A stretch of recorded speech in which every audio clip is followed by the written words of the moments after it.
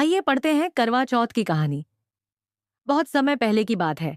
एक साहूकार के 7 बेटे और उनकी एक बहन करवा थी।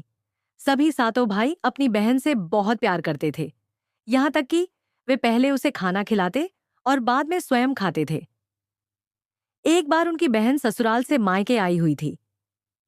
शाम को भाई जब अपना व्यापार व्यवसाय बंद कर घर आए तो देखा उनकी बहन बहुत व्याकुल थी।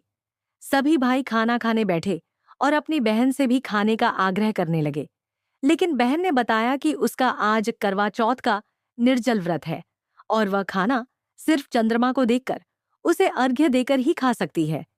चूंकि चंद्रमा अभी तक नहीं निकला है, इसलिए वह भूख प्यास से व्याकुल हो उठी है। सबसे छोटे भाई को अपनी बहन की हालत देखी नहीं जाती और वह दूर पीपल के पेड़ डीएच पर एक दीपक जलाकर चलने की ओट में रख देता है। दूर से देखने पर वह ऐसा प्रतीत होता है कि जैसे चतुर्थी का चांद उदित हो रहा हो। इसके बाद भाई अपनी बहन को बताता है कि चांद निकल आया है, तुम उसे अर्घ्य देने के बाद भोजन कर सकती हो। बहन खुशी के मारे सीढ़ियों पर चढ़कर चांद को देखती है, उसे अर्घ्य देकर खाना खाने बैठ जाती है।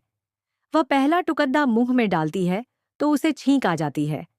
दूसरा टुकड़ा डालती है तो उसमें बाल निकल आता है और जैसे ही तीसरा टुकड़ा मुंह में डालने की कोशिश करती है तो उसके पति की मृत्यु का समाचार उसे मिलता है।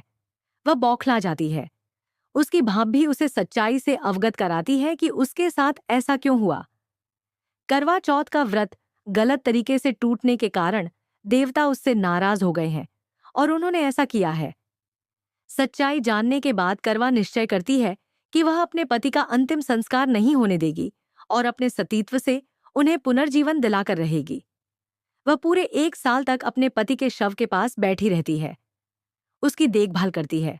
उसके ऊपर उगने वाली सुईनुमा घास को वह एकत्रित करती जाती है।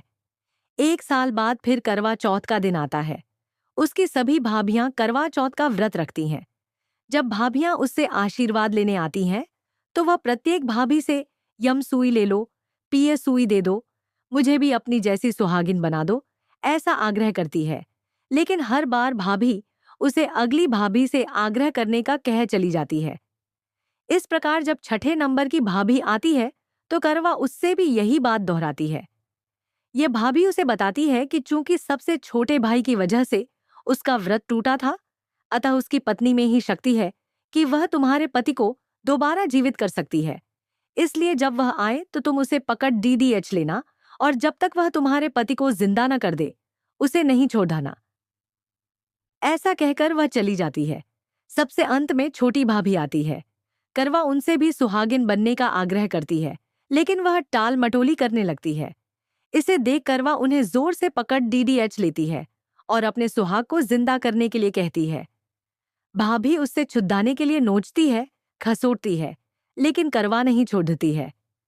अंत में उसकी तपस्या को देख भाभी पसीज जाती है और अपनी छोटी अंगुली को चीरकर उसमें से अमृत उसके पति के मुंह में डाल देती है। करवा का पति तुरंत श्री गणेश कहता हुआ उठ बैठता है। इस प्रकार प्रभु कृपा से उसकी छोटी भाभी के माध्यम से करवा को अपना सुहाग वापस मिल जाता है। हे श्री गणेश, माँ गौरी, जिस प्रकार करवा को चिर सुहागन का वरदान आपसे मिला है, वैसा ही सब सुहागिनों को मिले।